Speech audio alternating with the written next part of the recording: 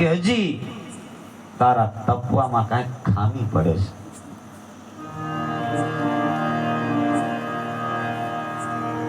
નહીતર આ બે ને હજી ત્રણેયને પગબોણું કેમ લાગતું નથી? સૂર્યનારાયણ કે મહાન ઋષિ વિશ્વામિત્ર, ખામી પૂરી પાડવામાં તો પૃથ્વી પ્રલય કાળ થઈ જાય. માનવ જીવન બધું હચમચી જાય ખામી પૂરી પડતા હતું. આખી સૃષ્ટિને દુઃખ થાય, કારણ મારામાંથી નીકળતા જે કિરણો છે એ આખી સૃષ્ટિ ઉપર એક જ હરખા પડે છે. મારી સમદ્રષ્ટિ છે, સર્વની ઉપર સમાન દૃષ્ટિ છે. તમારે તો એક હરિચંદ્ર દુશ્મન થઈ પડ્યા છે, પણ મારે તો આખી સૃષ્ટિ. હું જો 16 કળાએ ખીલું તો આખી સૃષ્ટિ પ્રલય કાળ થઈ જાય. તમારે તો હું ખાલી જીભ જ હલાવવી છે. હજી આથી વિશેષ જો કાંઈ તમારે દુઃખ દેવાની રાજા હરિચંદ્રને ગણતરી હોય ને, તો હવે તમે બીજો કોઈ ઉપાય ગોતો. ત્યારે એ જ સમયે વિશ્વામિત્રએ યજ્ઞ નારાયણનું આરાધન કર્યું અને યજ્ઞ નારાયણ પ્રગટ થયા.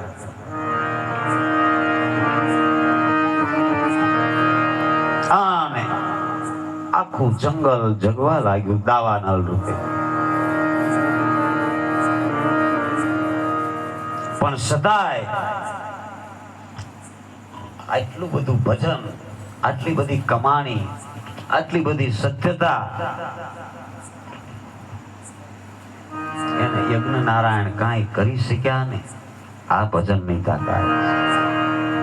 ભજનાનંદી હોય, ગુરુ ગમી હોય, ગુરુ વચની હોય, એની માટે આ તો સંસાર છે બધું આવ્યા કરે, પણ અડતું ન આવે, હાલ્યા કરે.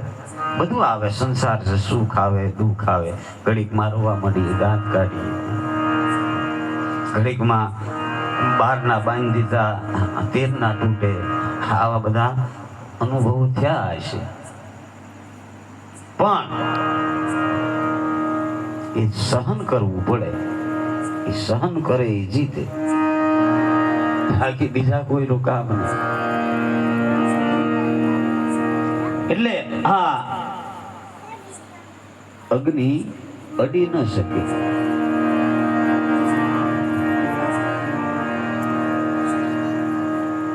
કાંઈ ન થયું ત્યારે આમ થોડી વેળું પડી ગઈ ત્રણેય માસો. એટલે યોગીનો વેશ ધારણ કરી અને વિશ્વામિત્ર ને હાજર થયા અને બૂમો પાડવા લાગ્યા. અરે તારામતી કે આ કોણ બૂમ પાડે છે? આ એક તો દાવાનળ જગે છે. તારામતીને કે તમે આગળ જતા નહીં, હમણાં એક પુરુષ અને એક બાળક આ દાવાનળમાં બળી અને મરી ગયા. તારામતી બેભાન થઈ ગયા, બેશુદ્ધ થઈ ગયા. વિશ્વામિત્ર કે સાવધ થાઓ, સાવધ થાઓ. યોગીના રૂપને વિશ્વામિત્રએ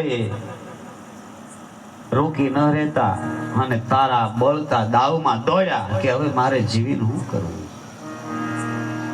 પણ જેમ જેમ તારામતી એ દાવાનળમાં બળવા જાય તેમ તેમ દાવાનળ આગળ થતો જાય. ત્યાં ત્રણેય જણા ભેગા થઈ ગયા, રાજા હરિચંદ્ર, તારામતી અને રોહિત. રાજા હરિચંદ્રને આજ 27 દિવસના નિર્જળા ઉપવાસ થયા અને એટલા જ દિવસના ઉજાગરા. અન્નનો દાણો મોઢામાં નાખ્યો નથી, પાણી પીધું નથી.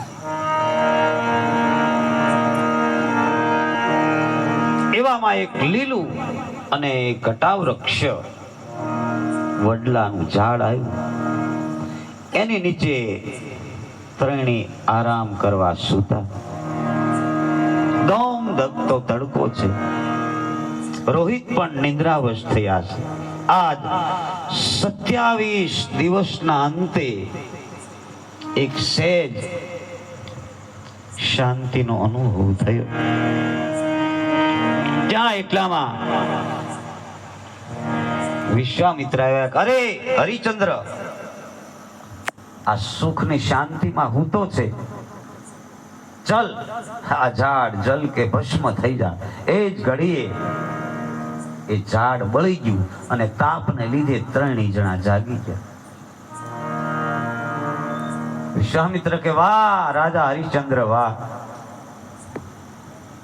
આ લેણું દીધા વગર ઊંઘ તો તને હારી આવે છે.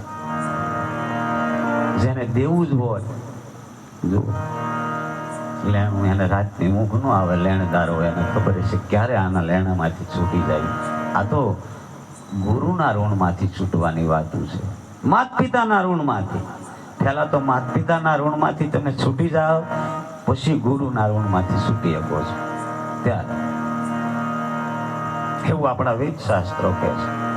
કારણ જો ગુરુના ઋણમાંથી છૂટવું હોય તો પેલા માવતરના ઋણમાંથી છૂટી જવું પડે.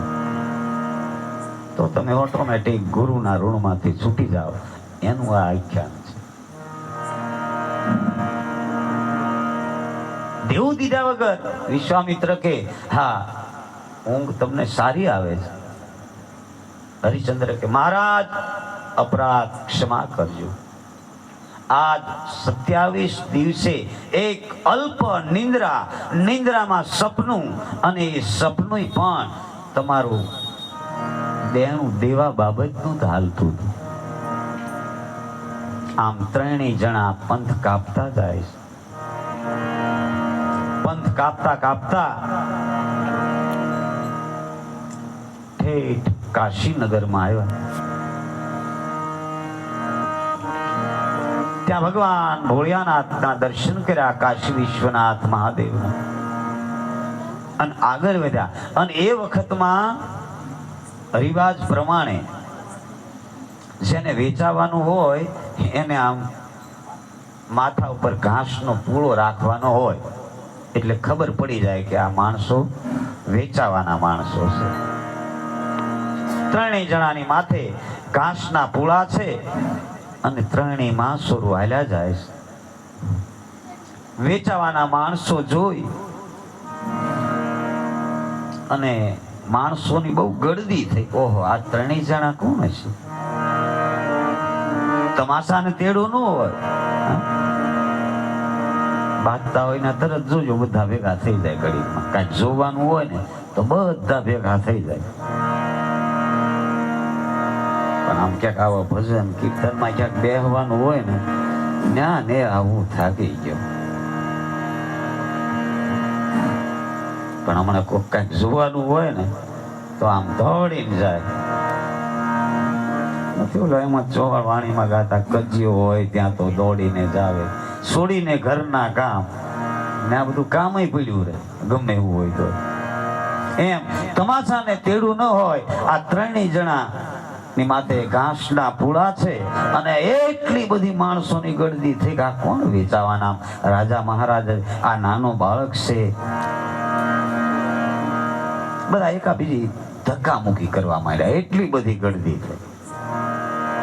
ત્યારે રાજા હરિચંદ્ર પોકાર કરે છે ગળદી પાડી, રે તમે હળવે હાલો, ધીરે રે હાલો, કાશીપુરી ના જન.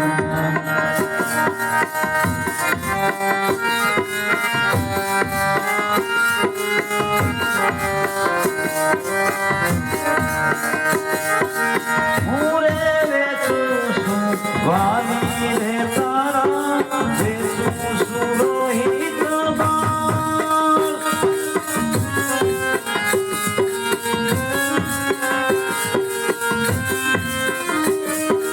સત્યાને માટે સતી વેચું છું,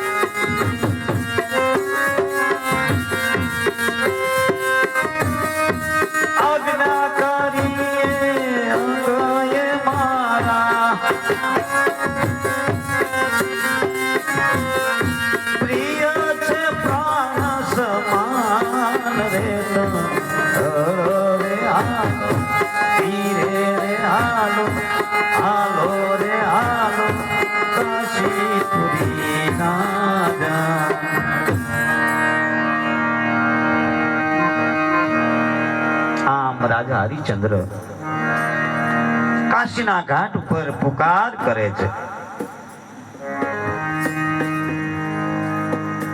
વિશ્વામિત્ર કે હરિચંદ્ર કોઈ ગ્રાહક થાશે નહીં અને તારે વેસાવાની જરૂર નથી. તારે તો ખાલી એટલું જ કહેવાનું છે કે હું આ હવામાન હોનું દેવાનું બોલ્યો નથી. બીજી કાંઈ જાજી માથાકૂટ નથી. બધું રાજપાટ બધું તારે મારે તારું હવામાન હોનું જોતું નથી. એકવાર એમ કહી દે કે હું આ બોલ્યો નથી. બોલાય? બોલ્યા પછી બીજું ન બોલાય. આ વચનની આ તાકાત છે. વચન આપણે કહીએ છીએ કે 14 લોકમાં રમી રહ્યું છે. ગંગાસતી પાનબાઈ એનું ભજનમાં બહુ વર્ણન કર્યું છે. તમે સાંભળતા હશો, ગાતા હશો. વચનના વિવેકી જે નરને નારી પાનબાઈ એ જીવમાંથી લાગે એને બાઈ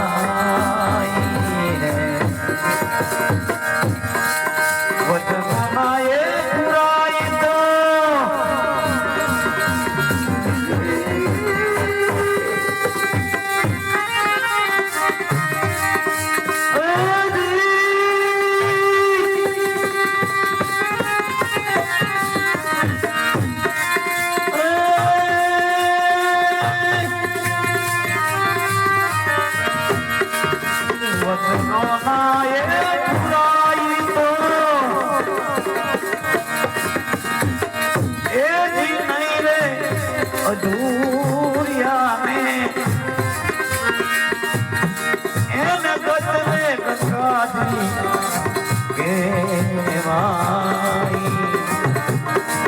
વચનમાં પ્રેમે